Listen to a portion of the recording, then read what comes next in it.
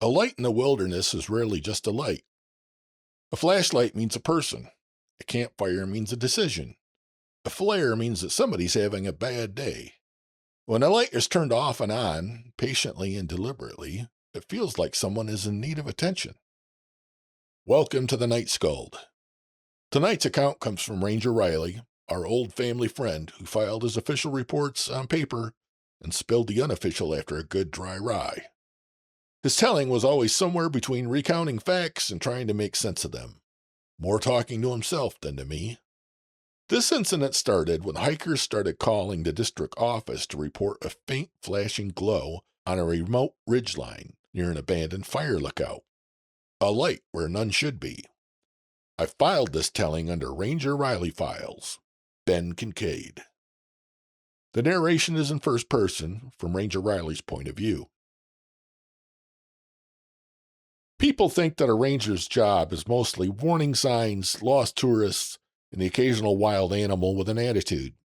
That's the simplified description. The real work is pattern recognition. It's learning what belongs in a place and what doesn't. A light on a ridgeline can belong. A headlamp, a campfire, a helicopter, even the odd illegal drone. They'll show up now and then. But when lights start behaving like it has a message, it's when you stop thinking about pranksters and start thinking about reports. This one came in on a Tuesday. A handful of hikers had called it in over the past 2 weekends. Same story, different voices. Steady enough that the dispatch finally attached my name to it and printed the little work order that makes things official. Hikers had been out on the back trails, remote routes, not the postcard loops that everyone else follows, and they said that they'd seen a faint rhythmic flashing at night on top of a ridge line near an abandoned fire tower. They weren't calling it spooky. Most people don't. They call it weird, or probably teenagers, or maybe somebody's hurt or lost. But they all described it the same way. Not bright, not a beacon, more like somebody's porch light seen through miles of thinning air. On, off, on, off. Regular and patient. The trouble with that tower was that it had been abandoned for over half of a century and shouldn't have any power to it at all. The old poles and lines were taken out in a historic wildfire back in the 50s. One of those fires that still gets talked about when the old guys meet for coffee and shake their heads. We have a new tower now, in a new location, with better radios and a whole catalog of policies and procedures written in the blood of people who didn't have those things in the past. But the old tower still stands, or stood, depending on which map you're looking at. The official map says it's decommissioned.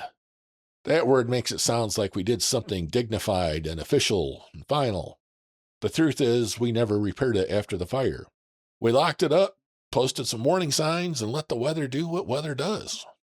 A decade ago, we had to rescue some teenagers who had climbed it at night to see the stars, and one of them had panicked trying to come back down. After that, we put a heavier lock on it and told ourselves the problem was solved. I'd spent 4 years in Army communications right after high school, and you don't forget what you learned in the military. It changes you forever. You find yourself walking in rhythm with those that are around you. You eat way too fast. You use the NATO phonetic alphabet. And when you feel weak or tired, your inner voice faintly sounds like your old drill sergeant driving you on. Those who were in a combat role forever pick a seat that gives them the best view of a room with their back to the wall. Having been in communications, I always recognized certain rhythms or patterns. If the hikers were right, that light wasn't just blinking. It was trying to communicate. I drove as far as the old service road would allow, then parked where the regrowth had finally reclaimed the rest. This wasn't a casual hike. This was one of those long, steady climbs where you gain just enough elevation every 10 minutes to feel it in your calves, but never actually feel like you're winning. The weather was late season dry. Everything looked calm, but the underbrush had that crisp paper texture that makes you think about one spark turning into a headline.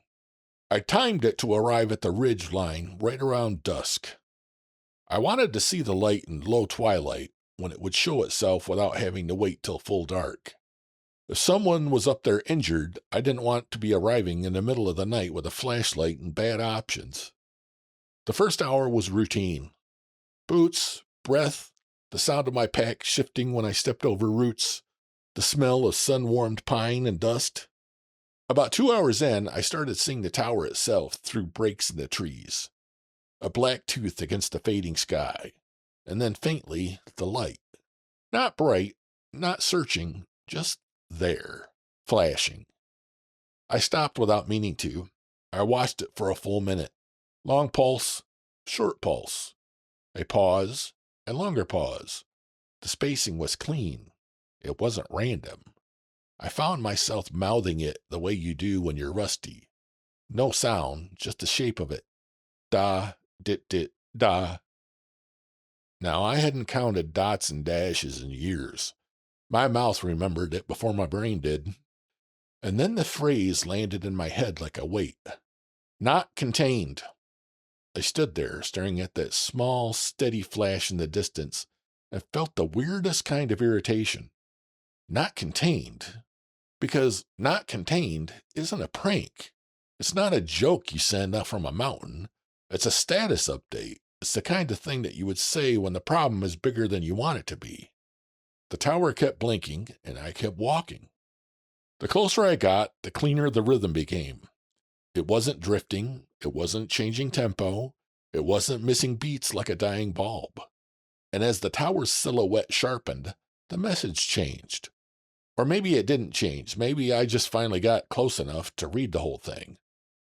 The pulse lengthened. The pauses tightened. The signal spelled out something that made my stomach drop in a way that I didn't like. Send more crew, now. That was when I stopped thinking teenagers. That's when I stopped thinking hikers. Because you don't flash that message unless someone is dying. Besides, how many people actually know Morse code in the 21st century? The last stretch to the tower was steeper and more exposed. The trees thinned. The wind picked up. The whole ridgeline had that lonely, scraped feeling that comes from years of weathering. When I finally reached the tower base, I looked up. The overhead light was mounted on an exterior corner above the door, exactly where it would have been when this place was active. A utilitarian fixture, nothing fancy.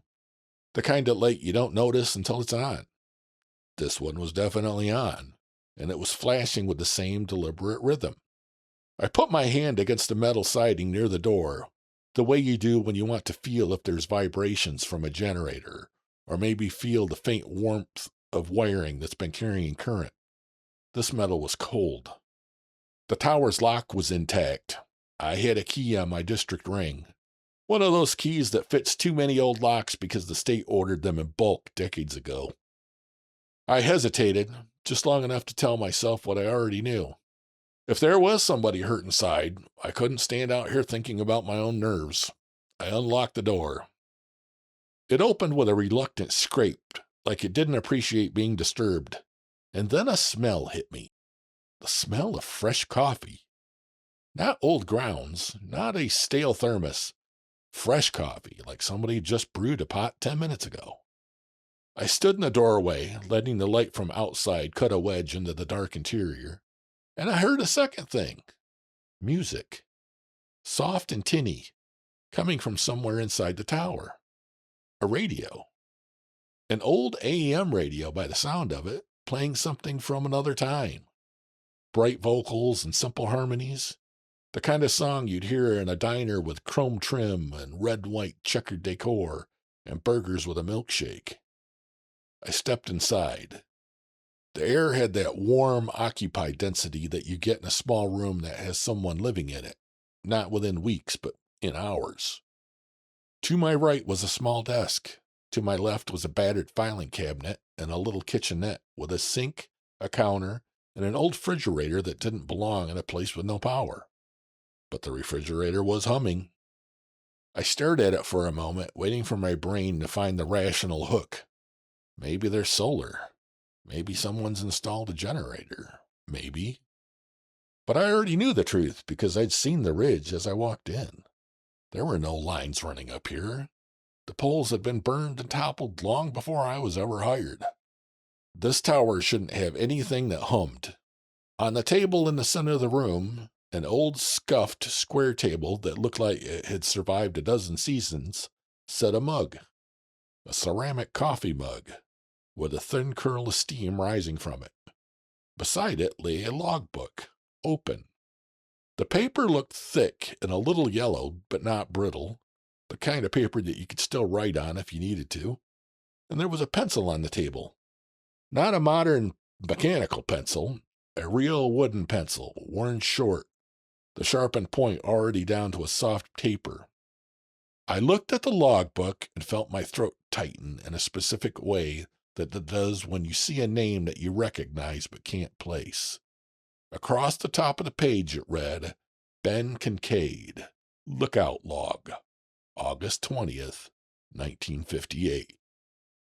I didn't touch it. I just read the open page. The entry talked about wind shifts, spot fires, crews spread thin, the kind of competent, clipped writing you see when someone is trying to keep fear from creeping into the ink. The year and month of the old fire. I looked away from the logbook and forced myself to keep doing what I do. Inventory, assess, ground the moment in procedures. That was when I noticed the rocking chair. It sat in the corner near the window, angled towards the ridgeline, like someone wanted a view while they waited for the radio to cackle. It wasn't rocking. It was held slightly back, as if someone had leaned into it and then paused mid-motion. Not far, just enough that it made my skin prickle. Next to the rocking chair was a small side table. On it lay a pocket watch on a chain, an older style, metal dull with age. The chain was looped neatly, like someone cared about not tangling it. Besides the watch was an envelope, a plain off-white envelope, sealed.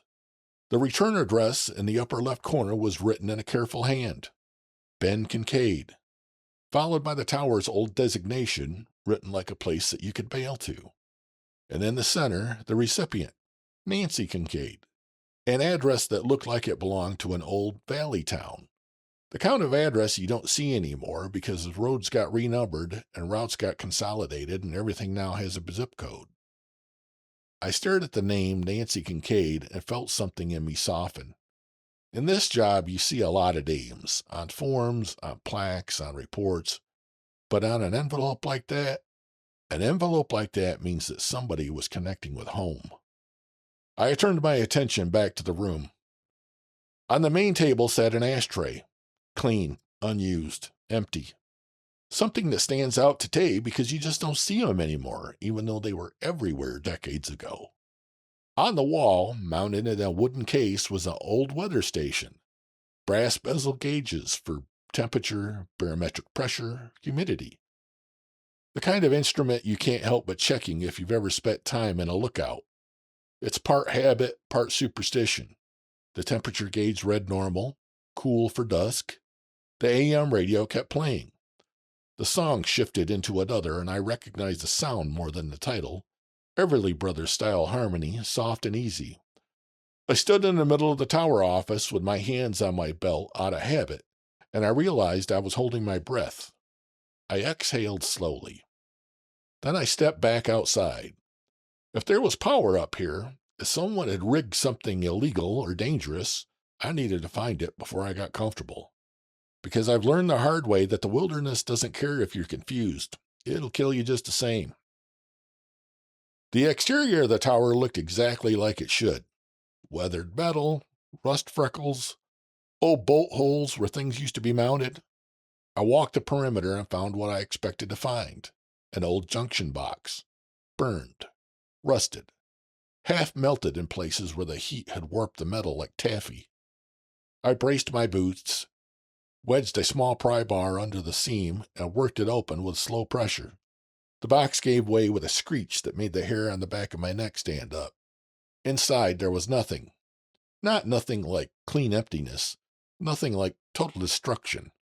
Charred remains, melted insulation and glass, rusted, broken pieces of conduit, a few sad screws clinging to a back plate that had been scorched bare. It was gutted by fire. Whatever had fed this tower in 1958 was gone. There was no way current was coming through that box. I stood there looking into the burned cavity and listening. The overhead lamp kept flashing. I looked up and the rhythm had changed again. Not random, not flickering. A new message. I counted, translated, and then felt my mouth go dry. We are cut off. I lowered my eyes back to the gutted junction box, and for the first time that evening I had a clear, cold thought. This isn't a light on a timer. This is a timeline. The words were coming in the order that they would come in during a fire. Not contained. Send more crew. We're cut off. Like the tower was rewinding its own last hours, or reliving them. I closed the junction box and went inside.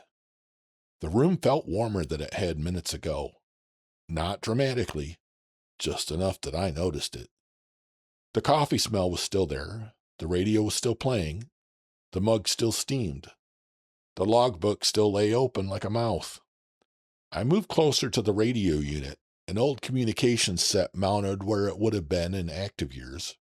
I expected it to be dead. I expected it to be a prop, like the weather station. But when I leaned into it, I heard voices. Not static, not vague murmur of a distant broadcast, actual voices. Men using call signs and clipped phrases and location references that made my brain try to line them up on a map. At first, it sounded like routine traffic. Updates, status, wind direction, and then everything shifted. Somebody's voice tightened. The words came faster. There was a background roar behind one of the transmissions that didn't sound like wind. It sounded like fire. A voice said something like, "Spotting ahead," and another voice answered too calmly, the way people do when they're trying not to panic. Then someone called for help, not in a cinematic way, but in a practical one, asking for resources, asking for someone to confirm a route. And I felt the hairs on my neck rise because the voice calling for help didn't sound like someone pretending. It sounded like someone who actually needed it. I glanced toward the corner where the rocking chair sat. It was still held back, just slightly, like an unseen hand was bracing it. And then, right after a burst of radio traffic that ended in a clipped, strained, say again, the chair moved. It snapped forward as if released.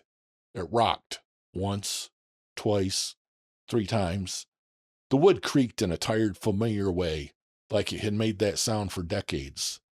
The rocking slowed as momentum dissipated, and I watched it, my body frozen in place, as my brain decided whether to run or rationalize. The chair settled. I turned my head back to the main table. The pencil had moved. When I first came in, it had been on the right side of the logbook, aligned with the table edge like someone had set it down and forgotten it.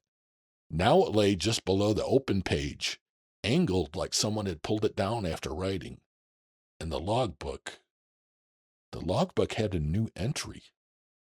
A line of fresh writing, ink dark against paper, describing the exact radio call I'd just overheard.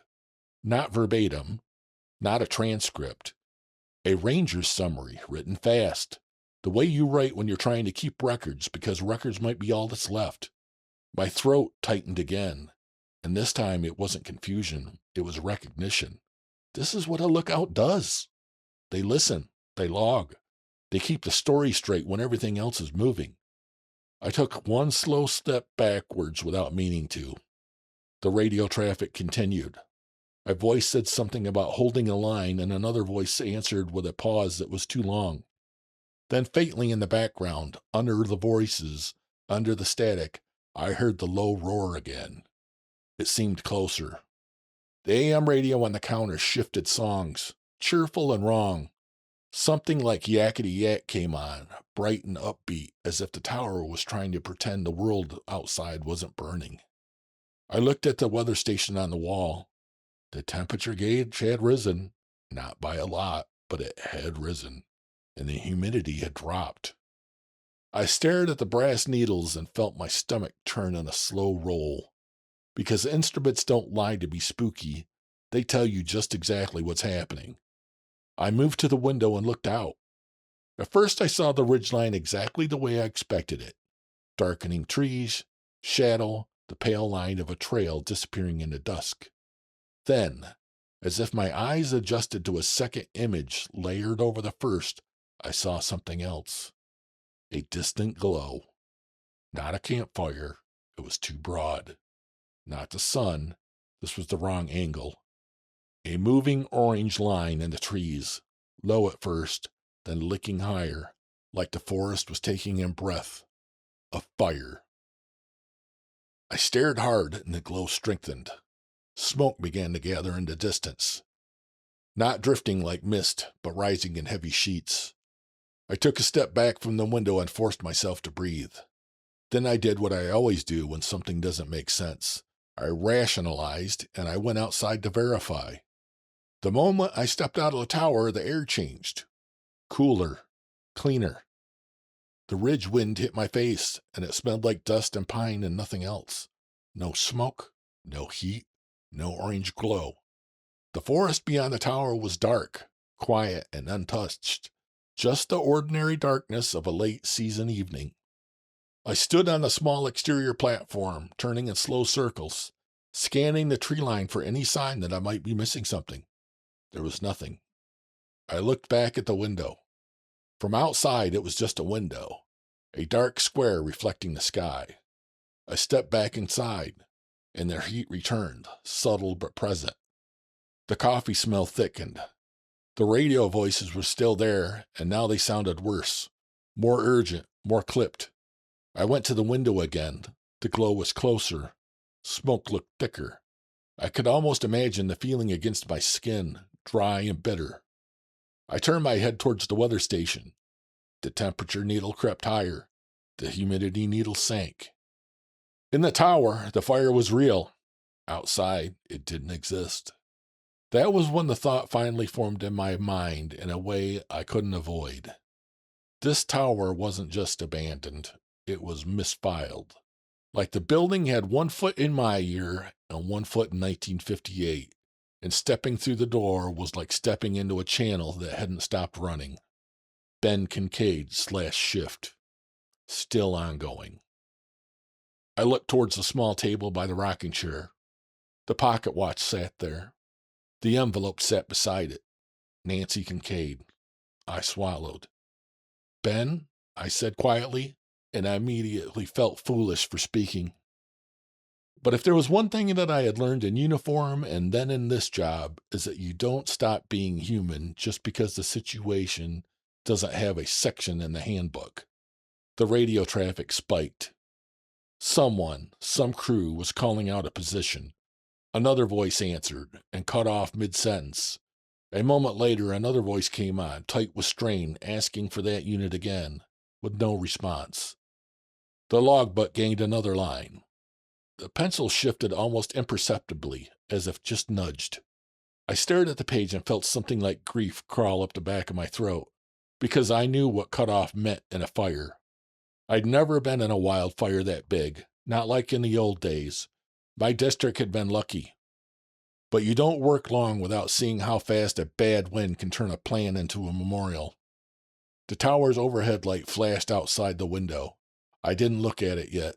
I didn't want to know the next message, but I knew it was coming. I heard the rocking chair creak softly. Not rocking, settling. Then when I turned my head, the chair was still again, held back slightly, as if someone had sat down, as if someone was listening. Time in a lookout is strange when time is behaving. Minutes stretch, hours compress. In that room, it felt like the air itself was thickening, like every new radio call added another layer. At some point, I noticed the ashtray again. It had been clean when I had entered. I was sure of it. I clocked it the way you clock hazards and exits, the way you clock details because details save you. Now when I glanced at it, it was not clean. Not really dirty, just different. I stepped closer and froze. There were ashes in it. A crushed cigarette butt, the filter flattened like someone had stubbed it out hard. And as I stared, a faint wisp of smoke rose from it. Not old smoke, fresh. The smell hit me a second later, sharp and stale at the same time, like it had been exhaled just moments ago. I stood there staring at that ashtray and felt something inside me go very still, because smoke in a tower means one of two things: a person or a fire, and I didn't hear anyone breathing. The radio crackled again. A voice said something about the tower, about visibility, about the ridge. Another voice answered, but the words were swallowed by a rising roar. The roar was closer now. It wasn't my imagination. It was the sound of a wildfire eating its way uphill. The weather station temperature needle jumped. A small jump, but a jump nonetheless. And the barometric pressure did something odd. Wavered, as if the air itself couldn't decide what it was doing. I stepped to the window again. The glow was brighter, closer. I could see individual tongues of flame now, moving in the trees like restless animals. I could see smoke curling over the ridgeline in heavy sheets, and somewhere in the radio traffic someone said a phrase that made my spine tighten. "Tower's going to go." It was said with resignation, like a man reading a forecast, like a man who had already accepted the outcome. I looked at the logbook again. Ben Kincaid's handwriting was steady even as the entries got shorter. He wrote like a man trying to keep his mind from slipping. I felt a strange, helpless anger flare in my chest, because I was standing here with gear that didn't exist in 1958, with training that they didn't have, with communications equipment connected to tools that could make a difference, and none of it mattered, because outside the door, my ear was still calm and cool and indifferent, and inside the door, people were dying on August 20th, 1958. I stepped away from the window and looked at the communications unit. My hand hovered near the old shortwave radio mic. I told myself not to do it. I told myself the obvious. This was impossible. And feeding impossibility doesn't make it any better. But I could hear the voices. I could hear a man calling for help and not getting an answer. And I realized that my body didn't care about logic. My body cared about its duty. I keyed the mic. I started, and my voice sounded too low in the small room, as if the tower itself was surprised to hear a new sound. I hesitated, then forced myself to commit. "This is Riley. I'm at the lookout. Say your location." The radio hissed. For a second, I heard nothing. Then a voice, older, clipped, strained, came back. "Weak station. Say again. Can't place you." Another voice cut in urgent. "Who is that? What unit?" I swallowed. I'm in the tower," I said. "You're not contained. You're cut off. Where are you?" The response was static and confusion, and then faintly a human breath. "Sounded far away," someone said, like from another ridge. The logbook gained a new entry. I didn't watch the pencil move this time. I didn't need to. The words appeared on the page like the tower was taking minutes at a meeting nobody could adjourn. "Heard a weak station. Couldn't place the unit. Sounded far away." I stared at that line and felt cold move through me, because that line didn't just describe what happened. It made it official. It meant this moment wasn't new. It meant this moment had always been part of the story. I wasn't changing anything. I was filling in a blank that had been waiting for my voice. The radio traffic surged again, louder, chaotic, voices overlapping, a scream of static, and then a sudden awful silence. The AM radio in the kitchenette switched songs again, something sweet and slow. All I have to do is dream was playing softly, as if the tower wanted to cradle itself in normal. The contrast made my eyes sting. I looked towards the rocking chair.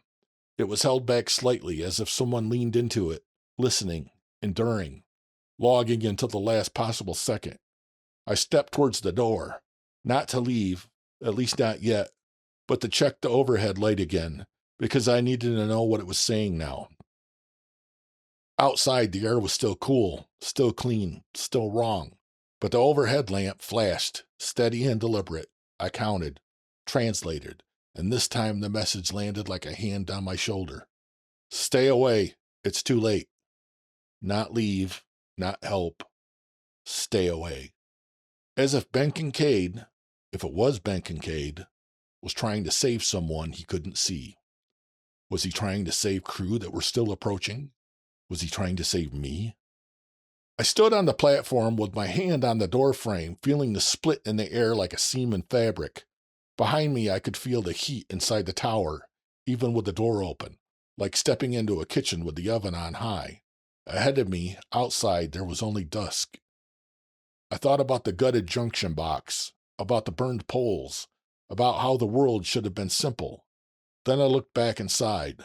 The glow through the windows had intensified. The room seemed to pulse with it. Shadows wavered like they were alive. The weather station's temperature needle was creeping upward at a steady crawl now.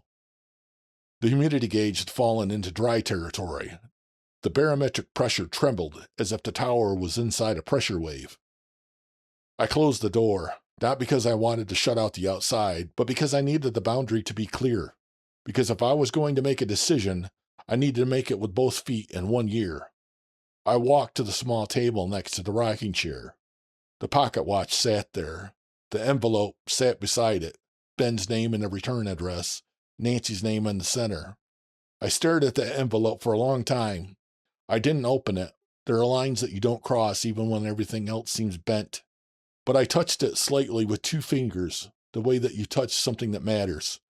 Then I picked up the pocket watch. It was cool in my palm, heavier than I expected. The chain slid against my skin. The watch face was closed, so I didn't see the hands, and I didn't want to. I looked at the rocking chair again. It rocked once, a small, slow movement, and then it settled, held back, as if someone had stood up, as if someone was done. The radio traffic in the room had thinned. Fewer voices now, more static. The logbook's last open page was crowded with urgent entries. And then, in a clean line that felt quieter than the rest, a final sentence appeared. If anyone finds this, tell my wife and children that I will always love them. I felt my eyes burn. I didn't wipe them. I stood there with the watch in my hand and the sealed envelope on the table, and the truth of it pressed down on me in a way that had nothing to do with time slips. This was the part that they don't train you for, not the supernatural. The helplessness. The understanding that you can do absolutely everything right and still lose people. I looked at the envelope again. Nancy Kincaid. If she was his wife, if she existed, then this letter never made it. If I left it here, it would burn in 1958. It would disappear into whatever channel this tower had become. It would stay part of a tragedy that had already happened, unseen. If I took it, I don't know what that meant. I didn't know what it would do to whatever frail boundary was holding this place together. But I knew what it meant as a man standing in a room that smelled like coffee and smoke and memory.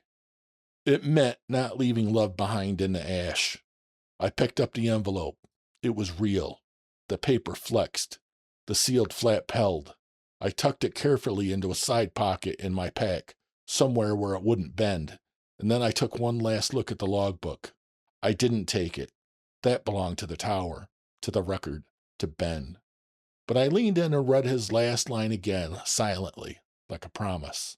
And then I backed away from the table, back towards the door. I didn't run.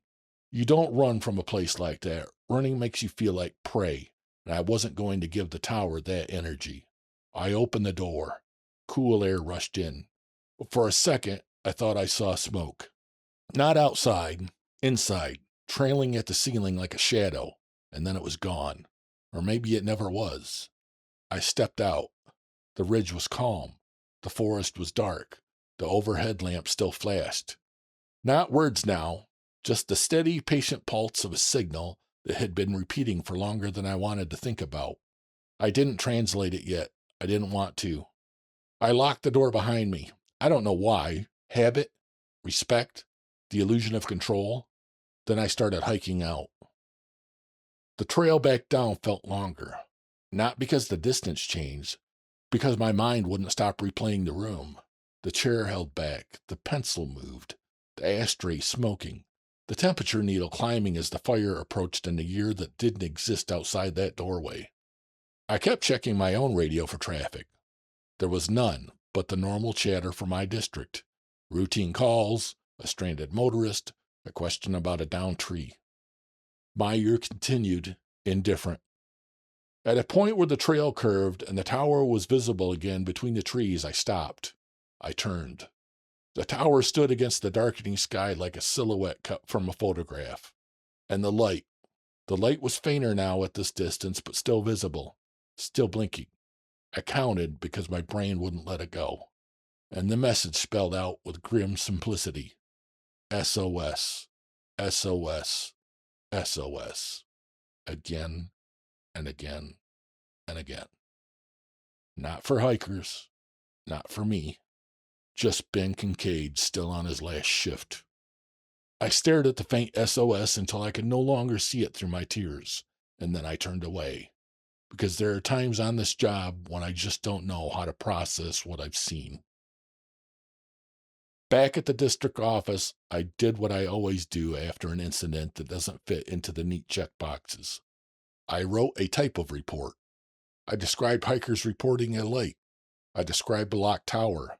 I described evidence of possible trespass, coffee, a stocked fridge, cigarette butt. I did not write 1958 on the form. I did not write logbook writing itself. I did not write time slip.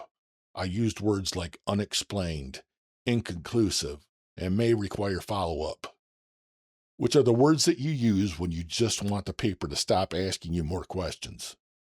I put the pocket watch in the sealed envelope in a locked drawer on my desk.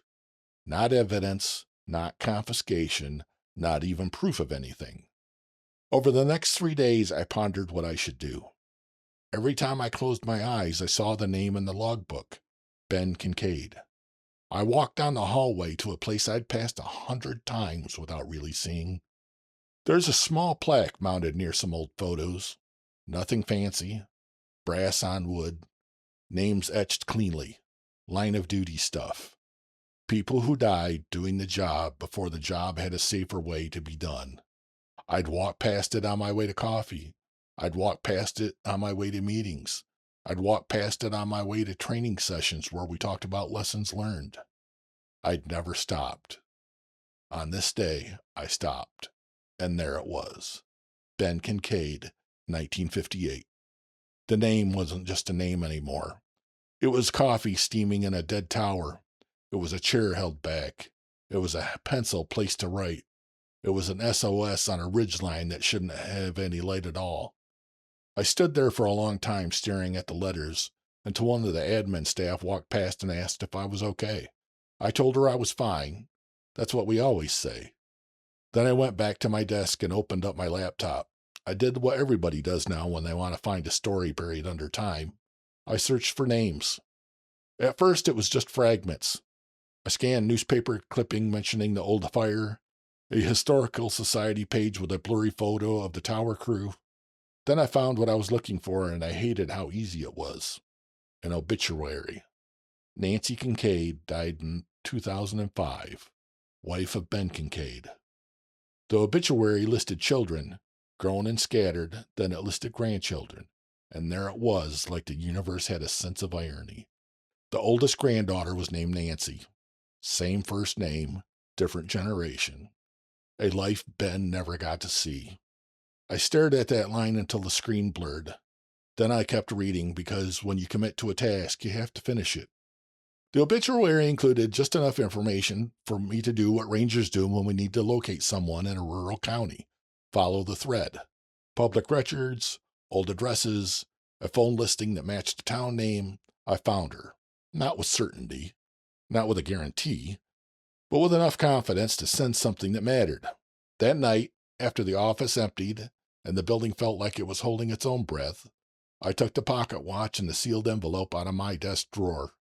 I set them on my table at home. I looked at the envelope again. Ben's name and the return address. Nancy's name in the center. I still didn't open it. I don't know what Ben wrote. I don't know if it was ordinary or desperate or sweet or all three. Some things belong to the people that they were meant for, even if they arrived late. I wrote a letter of my own, a simple one. I said I was a ranger with the district. I said we'd been clearing out old storage and found personal effects that appeared to belong to her grandfather. I apologized that they hadn't been returned earlier.